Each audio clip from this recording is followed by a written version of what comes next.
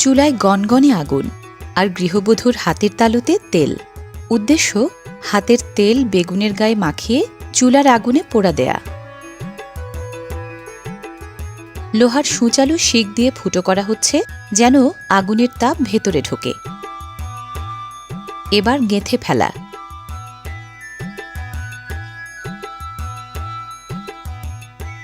পোড়া দেওয়ার জন্য গোলবেগুনি বেশি উপযোগী। শিকে গাঁথা বেগুনের ঠাঁই এবার আগুনে।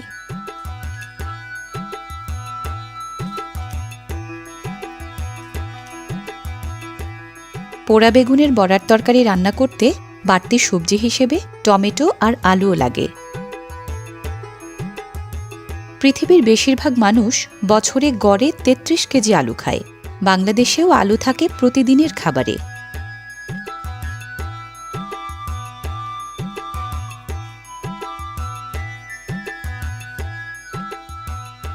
উল্টে দেয়া হচ্ছে যেন বেগুনের সব দিক ঠিকঠাক মতো সেদ্ধ হয়। পর্যাপ্ত ক্যালোরি, শর্করা, আমিষ, স্নেহ পদার্থ, খনিজ পদার্থ, পানি ও আঁশ থাকায় আলু সুষম ও পুষ্টিকর এক খাবার।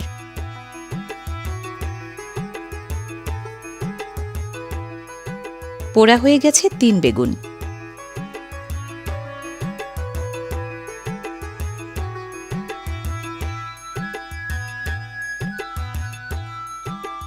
এখন নতুন ৩ বেগুনের পালা পোড়া বেগুন হওয়ার।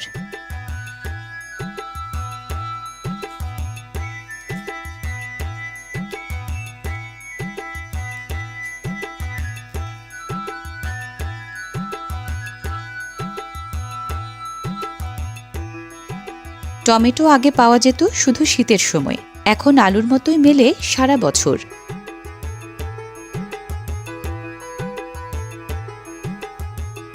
পুষ্টিকর টমেটো কাঁচা পাকা দুভাবেই খাওয়া যায়। খাবারের স্বাদ বাড়াতে এর জুড়ি মেলা ভার। বেগুনের এক পিঠ হয়েছে, এবার অন্য পিঠ।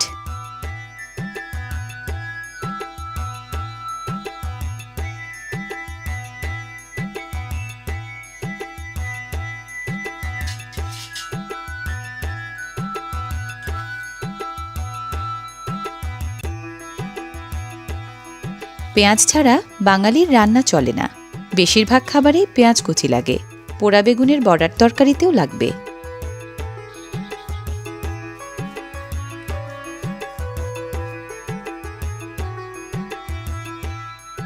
এবার ফালি হওয়ার পালা কাঁচামরিচের। কাঁচামরিচের ভেতরে বিশেষ উপাদান ক্যাপসাইকিন আছে। ক্যাপসাইকিনের কারণে কাঁচামরিচ ঝাল লাগে আর সেই ঝালের কারণেই খাবারের স্বাদ বাড়ে।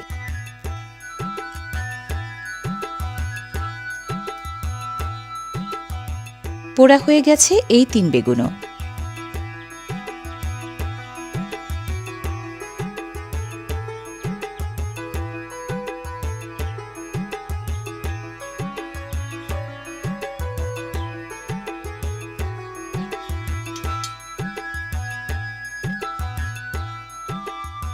এখন পোড়া বেগুনের গাত্রাবরণ এবং বোটা ছাড়াতে হবে।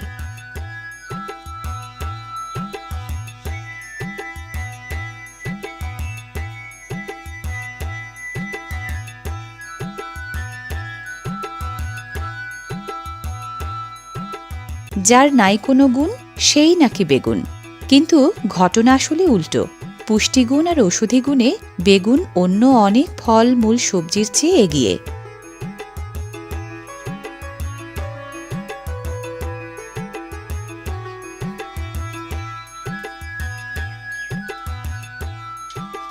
এবার পোড়া বেগুন চটকে নেয়ার পালা।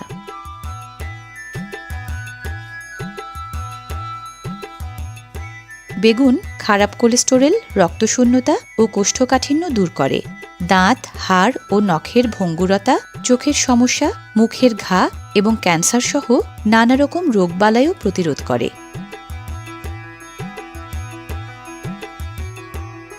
বেগুন ভর্তার সাথে প্রথমে মিতালি কাঁচামরিচের।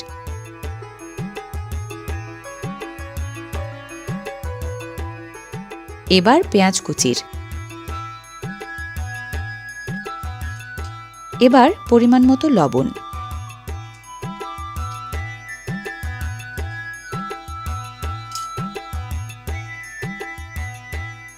এখন গুঁড়া মশলা। প্রথমে হলুদের গুঁড়া,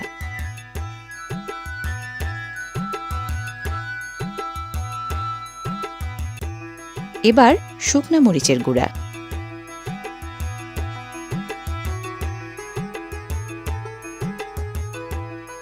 বড়া বানাতে গেলে বেসন এবং ময়দা লাগে। বেসন আর ময়দা নির্দিষ্ট আকার দেয় বড়াকে।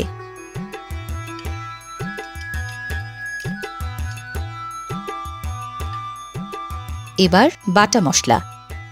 প্রথমে আদা বাটা, পরে জিরা বাটা, ধনিয়া বাটা, পেঁয়াজ বাটা,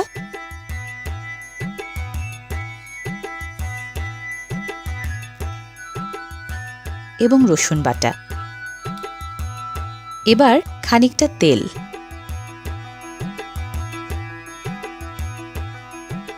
সবগুলো উপাদান এখন মাখাতে হবে ভালো করে।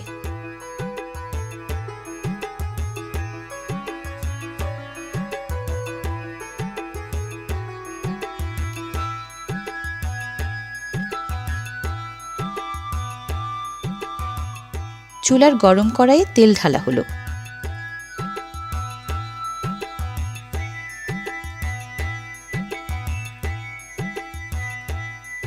মাখানো মণ্ড দিয়ে বড়া বানিয়ে এবার ভাজার পালা।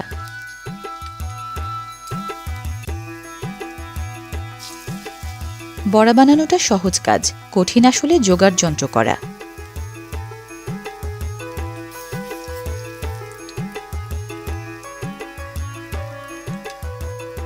এক পিঠ ভাজার পর উল্টে দেয়া হচ্ছে, যেন অন্য পিঠও ঠিকঠাক ভাজা হয়।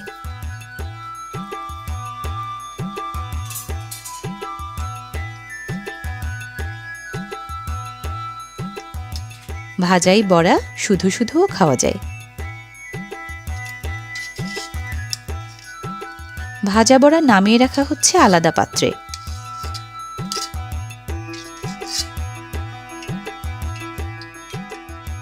বড়ার রংটা মনোলোভা। কেটে রাখা আলুর টুকরোগুলো এখন ভাজা হবে।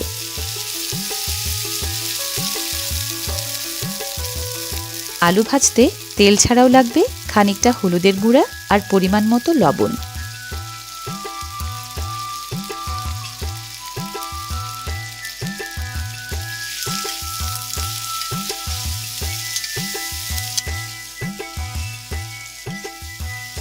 বড়ার মতো অনেকক্ষণ ধরে ভাজতে হয় না আলু, হালকা করে ভেজে নামিয়ে রাখতে হবে আলাদা পাত্রে।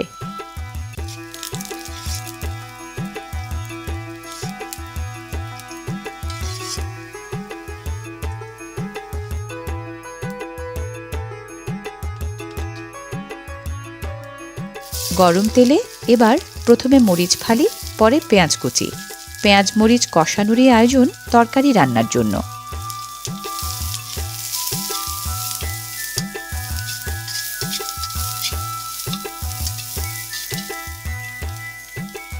তেলটা কম পড়েছে।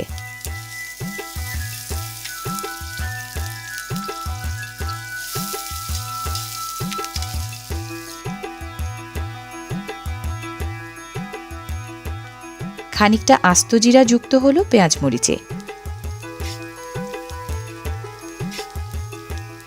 সাথে সামান্য পানীয়।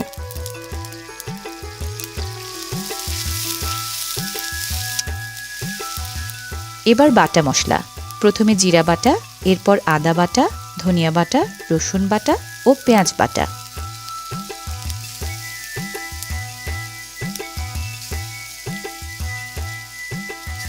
সাথে পরিমাণ মতো লবণ। এবার হলুদের গুঁড়া খানিকটা, সব শেষে মরিচের গুঁড়া। এখন ভালো মতো নেড়েচেড়ে কষানো হবে।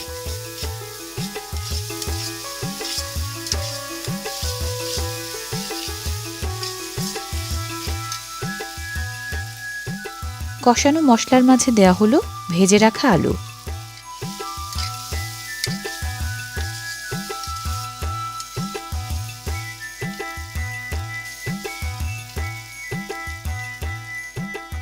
এবার সংযোগ টমেটোর টুকরোগুলোর।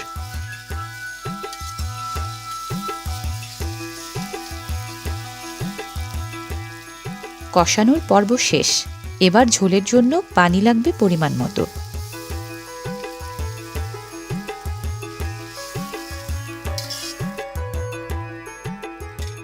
ঢাকনা দিয়ে ঢেকে এবার বেশ খানিকক্ষণের জাল।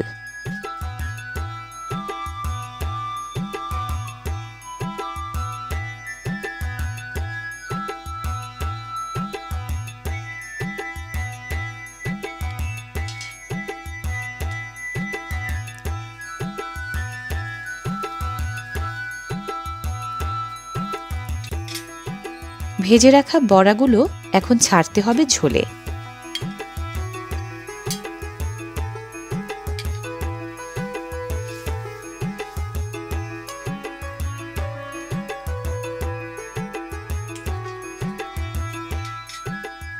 ঢাকনায় ঢেকে আরও খানিকটা জাল লাগবে।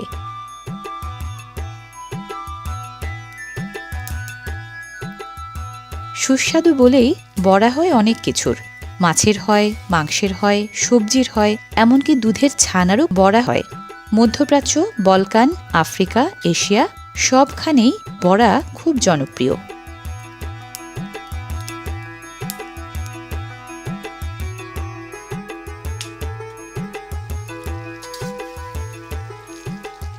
হ্যাঁ, হয়ে এসেছে বড়ার তরকারি।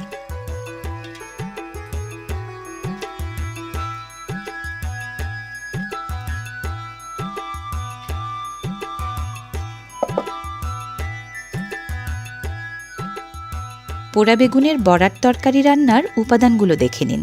বেগুন, টমেটো, আলু, পেঁয়াজ, কাঁচামরিচ, হলুদ গুঁড়া, শুকনা মরিচ গুঁড়া, বেসন, ময়দা, পেঁয়াজ বাটা, রসুন বাটা, আদা বাটা, জিরা বাটা, ধনিয়া বাটা, আস্ত জিরা, লবণ ও তেল।